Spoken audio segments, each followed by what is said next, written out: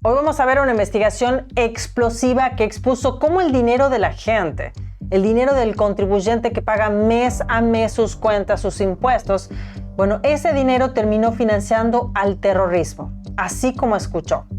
Se trata de un fraude masivo en Minnesota, de miles de millones de dólares robados del contribuyente y que parte de ese dinero terminó en manos del grupo terrorista aliado de Al-Qaeda, el Al-Shabaab, así como escuchó.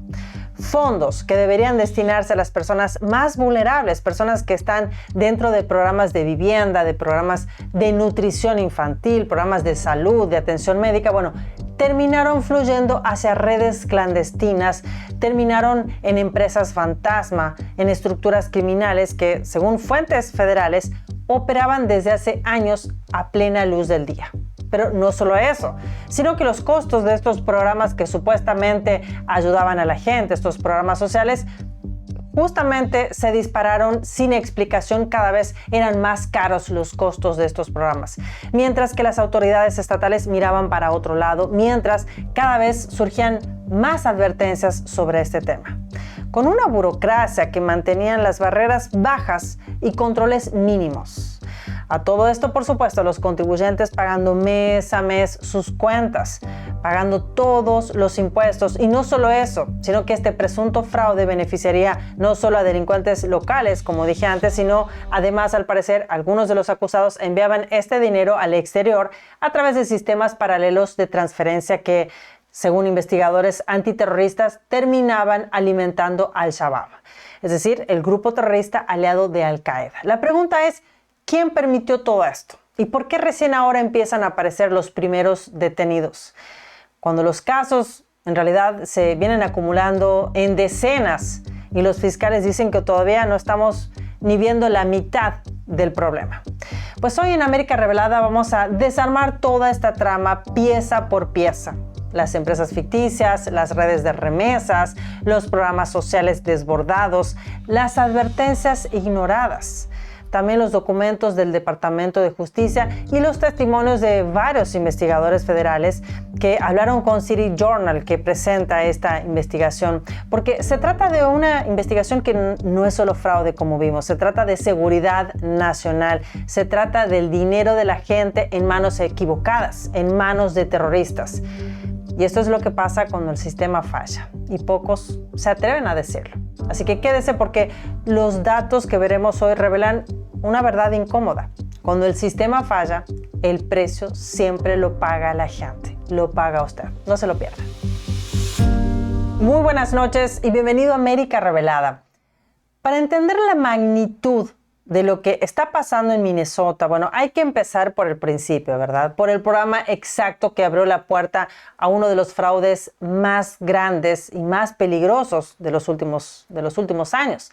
Así que hoy voy a compartirles lo que se descubrió a través de la investigación del fiscal federal interino Joseph Thompson, el fiscal también federal adjunto Daniel Bober y el City Journal. Sí, el City Journal es una revista de análisis político y en este caso habla sobre Minnesota, que siempre fue conocido como uno de los estados con los programas sociales más generosos del país y ya vamos a ver por qué.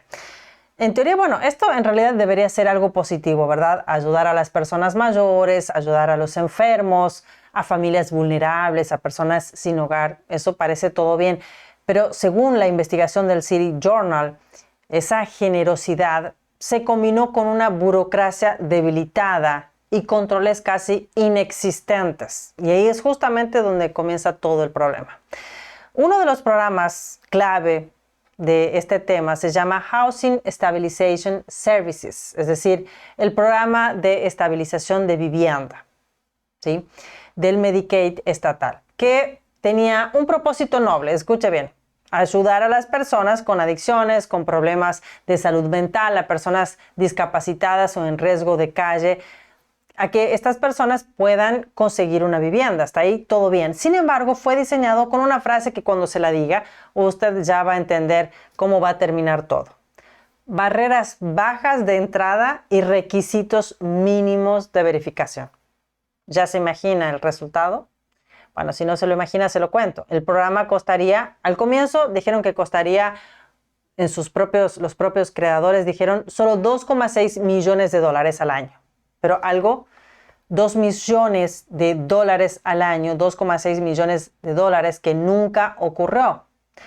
Porque en un año después, en el año 2021, apenas un año después del lanzamiento, explotó a 21 millones de dólares al año. Al año siguiente, 42 millones de dólares ese año. Después pasó a 74 millones, luego 104 millones. Y solo en los primeros 6 meses de este 2025, el programa ya ha pagado 61 millones de dólares. Algo andaba mal, ¿verdad? O eran muy malos en los cálculos, o había una puerta lateral. Pues estas cifras fueron justamente, literalmente, la primera señal de que algo no encajaba. Y entonces, bueno, llegó la confirmación oficial. El Departamento de Servicios Humanos del Estado anunció que estaba cerrando el programa y que ya había suspendido pagos a 77 proveedores por alegaciones creíbles de fraude. Pero el golpe más fuerte vino del propio gobierno federal, pues el fiscal estadounidense de Minnesota, el señor Joseph Thompson, fue directo y dijo lo siguiente: la vasta mayoría del programa era fraudulenta. Es un problema extraordinario, el fraude que está extendido en este estado. Pero aquí justamente no habló de que se trataba de errores administrativos o de malos entendidos, sino que habló literalmente de fraude masivo desde la administración del Estado y punto. Y explicó algo aún más grave, que no se trataba de sobrefacturación como ocurre en muchos casos de Medicaid. Aquí dijo él mismo que muchas de las empresas eran totalmente ficticias, creadas solo para robar dinero del Estado. Muchos de estos proveedores operaban, según los fiscales, desde locales abandonados, desde oficinas sin personal e incluso direcciones donde no había nadie. Firmaban a personas recién salidas de rehabilitación, prometían servicios que jamás brindaban y facturaban al Estado como si fueran centros médicos completos. Pero no había nada, era todo falso. Pero justamente, como esto es lo que dijeron los fiscales en esta investigación. Ahora, todo esto, como dije antes, no es una sospecha, es una investigación donde hay cargos criminales federales en este momento. Hubo 8 acusados en la primera ola de acusaciones. Así que, bueno, veamos lo que publicó el Departamento de Justicia sobre estos acusados en el mes de septiembre. Como dije antes, ya hay 8 acusados en esta primera ola de casos, como dice aquí. Dice, hoy anunciamos la primera ola de cargos por un fraude masivo en el programa de estabilización de vivienda de Minnesota, declaró el fiscal federal interino Joseph Thompson. Quiero ser claro sobre el alcance de la crisis. Lo que vemos son esquemas acumulados que agotan los recursos destinados a los necesitados. Parece interminable. He dedicado mi carrera a la Fiscalía especializada en fraudes y la magnitud del fraude en Minnesota me deja sin aliento. Hay que detener el fraude. Es decir, es un fraude masivo. Veamos qué es lo que dice más abajo. El plan para defraudar el programa de servicios de estabilización de vivienda. Dice, como se establece en los documentos de acusación, los acusados idearon y ejecutaron planes para defraudar las prestaciones sanitarias financiadas con fondos federales, recaudadas a través del programa de servicios de estabilidad de vivienda de Minnesota. El programa HSS se remonta a julio de 2022, cuando Minnesota se convirtió en el primer estado del país en ofrecer cobertura de Medicaid para los servicios de estabilización de vivienda. El programa fue diseñado para ayudar a las personas con discapacidad, incluyendo a las personas mayores y a las personas con enfermedades mentales y trastornos por consumo de sustancias, a encontrar y mantener una vivienda, como dije antes. En lugar de brindar dicha ayuda, los acusados obtuvieron y malversaron millones de dólares de fondos del programa destinados a reembolsos por los servicios prestados a dichas personas. Bueno, es así que en este comunicado el fiscal Thompson avisó que esto es solo es solo el comienzo y que está justamente sorprendido a pesar de todo el tiempo que él viene trabajando en esto, está sorprendido por el tamaño del fraude que todavía no se termina de saber realmente cuál es la proporción que tiene. ¿Sí? Es solo el comienzo, él dice que es solo el comienzo de los procesos que van a venir más adelante. Bueno, y aquí aparece el primer punto clave de este caso, porque, bueno, no fue un error administrativo, fue un sistema que estuvo armado, estuvo escalonado, planificado, que drenó millones de dólares al año, dinero que nunca llegó a quienes de verdad lo necesitaban. Y hasta ese momento, bueno, lo único que se sabía era que había un fraude, ¿verdad?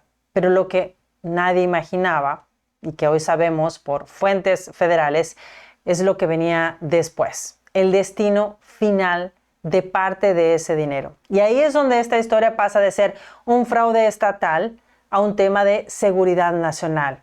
Porque bueno, hasta aquí hablamos de fraude dentro de Minnesota, pero la parte más grave de esta historia es lo que convierte un caso estatal en un asunto mayor, en un asunto de seguridad para todo el país, que es justamente lo que descubrieron los equipos federales cuando siguieron la ruta del dinero. Porque una cosa es defraudar programas sociales y otra, que por supuesto es un crimen, pero otra muy distinta es lo que los investigadores aseguran que pasó después. Pues la investigación señala que parte de los fondos robados no se quedaba en el estado ni en el país, sino que salía del país a través de sistemas informales de transferencia conocidos como WALAs. No sé si usted lo conoce, los WALAs. Por si no conoce ese término, bueno, un WALA es una red paralela de envío de dinero que no tiene bancos ni registros claros y está basada en lealtades de algún clan o familia, ¿sí? Se usa en varias regiones del mundo y es muy difícil de rastrear cómo son los envíos de dinero. Y aquí viene lo más delicado. Según múltiples fuentes de contraterrorismo, el dinero proveniente del fraude en Minnesota, vamos a volver a hablar de ese tema del dinero de Minnesota. Estamos hablando del dinero de los contribuyentes, como le dije al comienzo. Dinero de esa gente que todos los meses pagan sus cuentas, pagan sus impuestos. Bueno, ese dinero que se debía destinar a programas para las personas que están en programas que necesitan asistencia en la salud, asistencia social, tienen problemas porque son discapacitados. Bueno, ese dinero, en vez de usarse para eso, viajó a Somalia a través de estas redes clandestinas. Y una parte, intencional o no, terminó en manos de Al-Shabaab, o sea, el grupo terrorista que está afiliado a Al-Qaeda. Un investigador federal lo dijo de forma cruda. El mayor financiador de Al-Shabaab es el contribuyente de Minnesota. Es duro, ¿verdad? Justamente para las personas que pagan sus cuentas todos los meses. Bueno, esa frase, según City Journal, no es una denuncia política, es lo que dijeron fuentes internas que trabajaron durante años en las unidades de terrorismo. Ahora, ya imagino, como le decía antes, esas personas responsables que pagan sus impuestos mes a mes y que viven ahí en Minnesota sin saber, son esas las personas que están financiando a un grupo terrorista en Somalia. Bueno, sobre esta situación, el presidente Donald Trump publicó el viernes pasado un mensaje en su cuenta de Truth Social con carácter de efecto inmediato, dijo el presidente. Veamos su mensaje.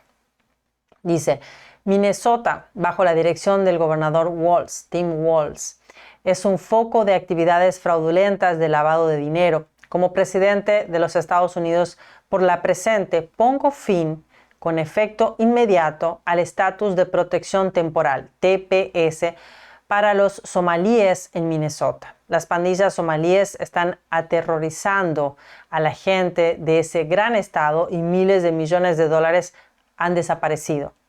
Que los devuelvan a sus lugares de origen. Se acabó, dijo el presidente. Pero bueno, sobre en este punto es importante que tengamos en cuenta que Minnesota, alberga la comunidad somalí más grande del país, ¿sí? Muchos de los que huyeron de la larga guerra civil en su país, del este de África, justamente se sintieron atraídos por los acogedores programas sociales del estado de Minnesota. y es por eso que la mayoría de los somalíes están en Minnesota. Se estima que la población somalí del estado es de más de 61.300 personas.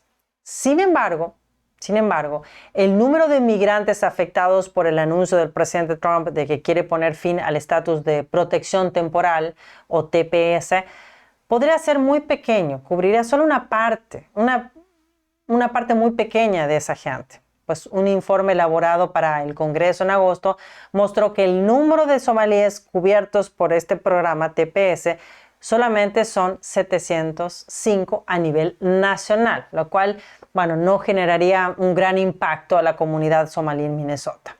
Pero bueno, quizás estemos solo viendo el comienzo de las repercusiones a este caso de fraude. Y también no solamente fraude, sino también de peligro a nivel nacional, de seguridad nacional. Ahora, uno de los investigadores de toda esta estafa es Glenn Kearns, un detective retirado del Departamento de Policía de Seattle, que pasó 14 años asignado a una fuerza de tarea conjunta de terrorismo. Y Kearns descubrió que en Seattle ciertas redes enviaban hasta $20 millones al año a estos sistemas de Awalas. Ahora, cuando la investigación se trasladó a Minnesota, según Kearns, encontraron el mismo patrón. Y la sorpresa no fue solo el volumen, sino el origen del dinero.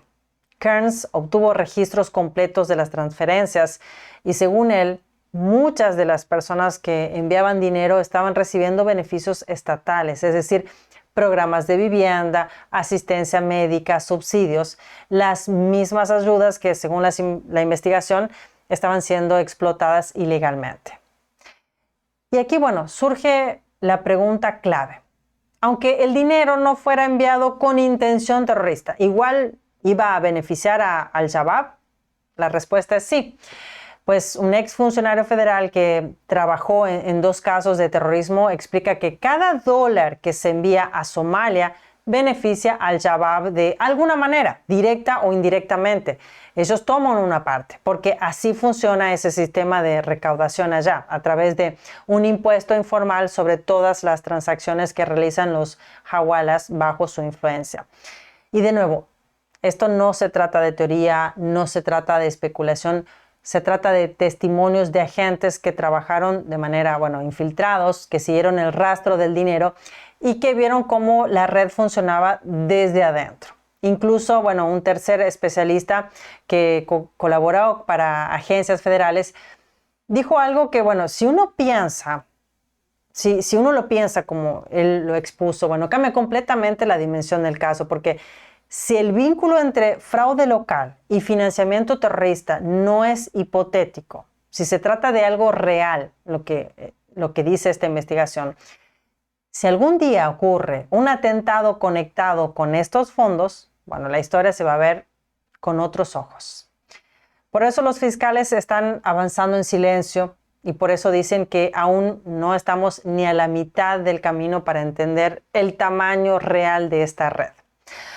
Ahora escuche bien, porque hasta ahora solo hablamos de números, hablamos de remesas, de empresas fantasma, de redes clandestinas, pero hay una parte de esta historia que explica el por qué, cómo todo esto pudo crecer durante tanto tiempo sin que nadie lo frenara.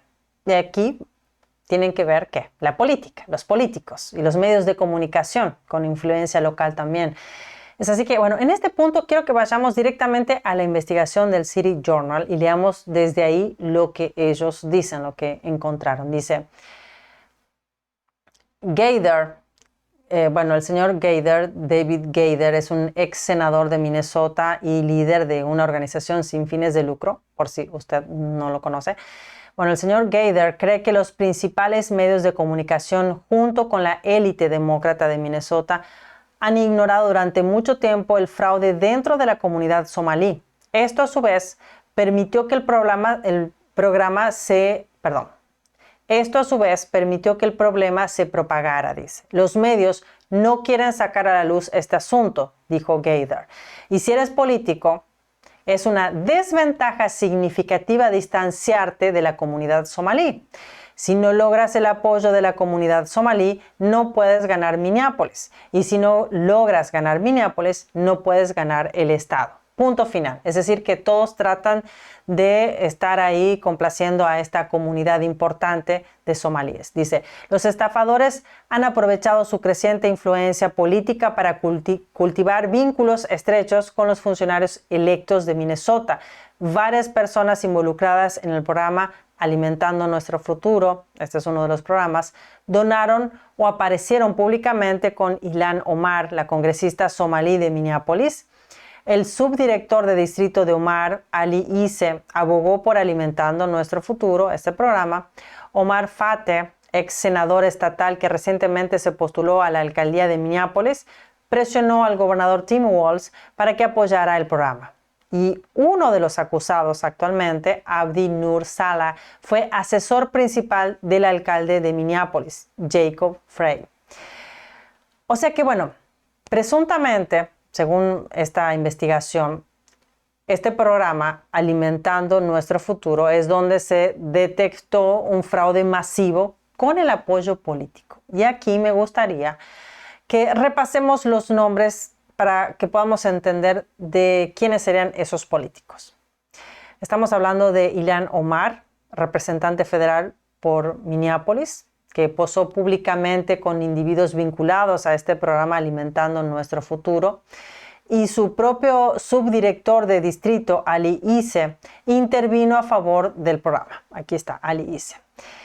El ex senador estatal Omar Fateh, que luego se postuló este año para la alcaldía, pero no ganó.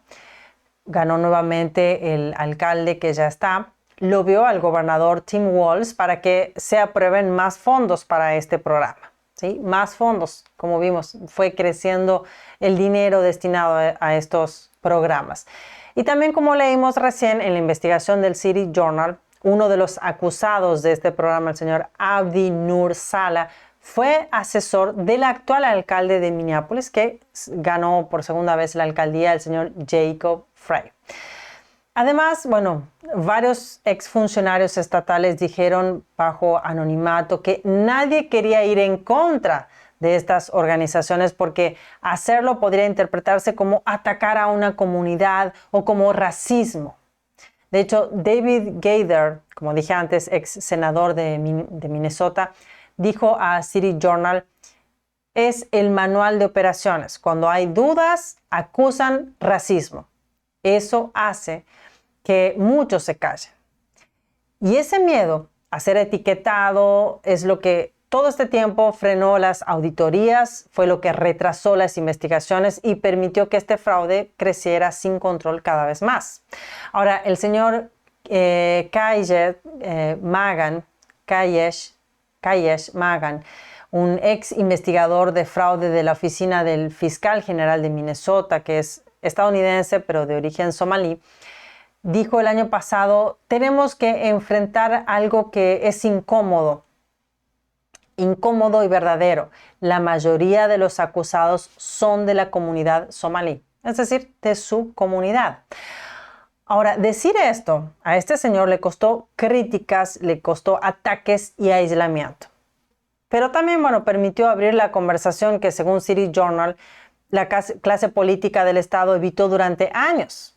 Y aquí está justamente el patrón que dije hace un momento, que cuando surgen acusaciones de estas irregularidades o se presentan pruebas, bueno, queda etiquetado como discriminación, tapando una red criminal que siguió creciendo hasta un punto en que los fiscales dicen que no se llegó a ver ni siquiera la mitad del fraude. La investigación del City Journal dice en una parte algo interesante, dice, quizás el aspecto más sorprendente del fraude en Somalia sea su magnitud, con costos totales que ascienden a miles de millones de dólares de los contribuyentes estadounidenses que van a Somalia.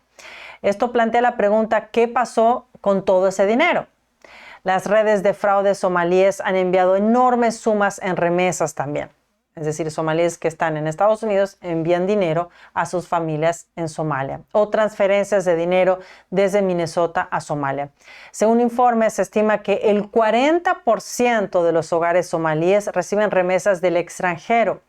Solo en 2023, la diáspora somalí envió $1.700 millones, una cifra superior al presupuesto del gobierno somalí para ese año.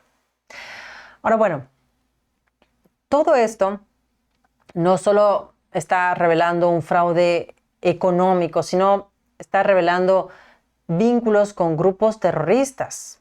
Así que bueno, veamos otro dato, que esto ya se trata de seguridad nacional, ¿verdad? Dice, una tercera fuente que habló bajo condición de anonimato describió los estrechos vínculos entre la comunidad somalí estadounidense en Minnesota y los grupos terroristas islámicos en el extranjero. Hace 10 años la fuente fue reclutada, es decir, esta tercera fuente, fue reclutada como contratista independiente para una investigación de 3 letras de la agencia sobre los hombres de Minnesota que se habían unido o intentado unirse a ISIS. Ese año, un informe del Grupo de Trabajo de Seguridad Nacional encontró que Minnesota lideraba el país en número de estadounidenses que se habían unido o intentado unirse al ISIS. De los 58 estadounidenses que lo hicieron, casi la mitad provenía de Minnesota.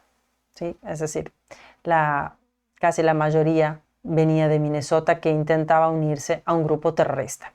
Bueno, la verdad es que, bueno, después de profundizar en todos estos datos que se revelan en City Journal, como también en informes del Departamento de Justicia sobre los diferentes casos de fraude, queda claro que lo que está sucediendo en Minnesota no es un caso aislado, ni se trata de un error administrativo, ni una simple cadena de irregularidades. Estamos frente a un colapso del sistema de control de años, un fracaso político, un fraude que no solo drenó miles de millones de dólares no fueron destinados a las personas vulnerables, sino que, según los investigadores federales, terminó alimentando redes internacionales que representan una amenaza real para el país, una amenaza para la seguridad nacional.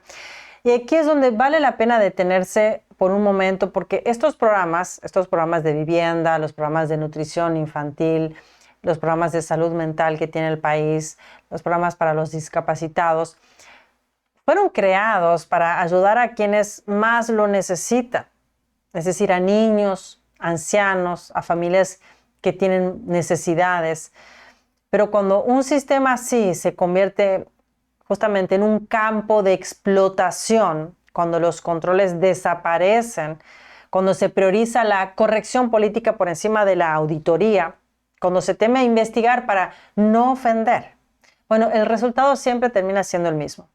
Los que necesitan realmente la ayuda quedan desprotegidos, y los que buscan lucrar de esos programas encuentran un paraíso. Y peor aún, cuando ese dinero cruza fronteras y termina directa o indirectamente apoyando a organizaciones terroristas. Bueno, en ese caso ya no estamos hablando solamente de fraude, estamos hablando de una falla que pone en riesgo a todo el país. Pues esta historia también, creo, ¿no?, nos deja otra lección. Pues el silencio nunca es neutral. Cuando funcionarios, cuando periodistas, cuando instituciones, por diferentes motivos, por ejemplo, muchos funcionarios, muchos políticos veían esta situación, pero no querían hablar porque sabían que si iban en contra de estos programas, de esta comunidad somalí, podía ser visto como una persona que es racista, que discrimina. Si estos periodistas hablan de eso, es racista, está hablando en contra de los somalíes, en contra de los islamistas, o en contra de las personas que tienen otra religión, que vienen de otros países. Bueno, cuando se evita hablar de algo por miedo a la crítica, también justamente para recibir votos en el caso de los políticos, o por temor o miedo, justamente a ser etiquetado, o por, como dije antes, algún cálculo político, ¿sí?, porque necesitan ganar votos. Bueno, lo que hacen al final es permitir que este problema crezca, porque los hechos no van a desaparecer porque no lo veamos, ¿verdad? Y aunque, es algo incómodo, aunque es difícil de decirlo, aunque algunos prefieran mirar para otro lado, eso todavía está. Hay momentos en los que la única salida es la transparencia total. Decir lo que pasó con datos, con nombres, con documentos, sin prejuicios y sin excepciones. Porque un país fuerte no es el que oculta sus fallas, es el que puede mirarlas de frente para corregirlas y asegurarse de que no vuelva a repetirse. Ahora, si esta investigación resulta ser tan grande como dicen los fiscales, como dicen todos estos datos, como dicen todos estos investigadores, bueno, entonces Minnesota y probablemente Washington todavía no ha visto todo. Pero bueno, lo importante es que ahora, por primera vez, la verdad está con más luz, está empezando a salir todo esto. Y a partir de aquí, lo que queda, bueno, la pregunta que nos queda es ¿quién va a dar este paso al frente? ¿Quién va a exponer todo? ¿Quién va a hacer lo correcto y quién va a seguir callando o escondiendo? Desde América Revelada, como sabe, estamos muy comprometidos con la verdad, así que compartimos con usted hoy todos los datos que ya están disponibles. Así que solo nos queda esperar a ver qué posición toma el gobierno del presidente Donald Trump sobre este tema. Muchas gracias por acompañarme hasta el final de este episodio. Me encantaría saber su opinión, así que déjemela ahí abajo sobre todo si usted es una de esas personas que vive acá en Estados Unidos y paga regularmente sus impuestos. ¿Qué opina que su dinero termine en manos sucias, como de grupos terroristas? Escríbame ahí más abajo en la sección de comentarios, que me parece muy importante. Y si valora este análisis, déjenos su poderoso me gusta, suscríbase a América Revelada y active la campanita para que sigamos en contacto. Con usted, Elina Villafañe, desde América Revelada, conectando América con la verdad.